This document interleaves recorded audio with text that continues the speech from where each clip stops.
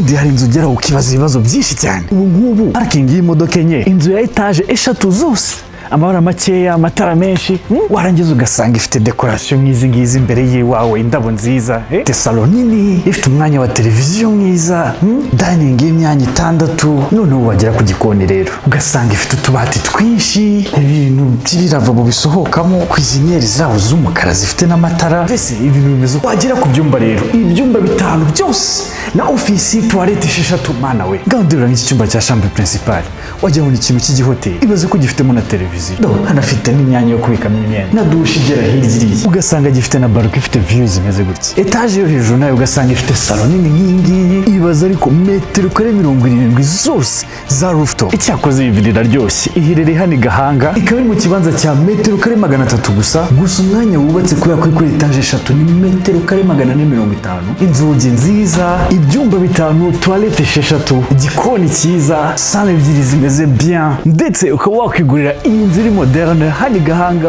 kuri 240,000,000 waduhamagara uyu munsi.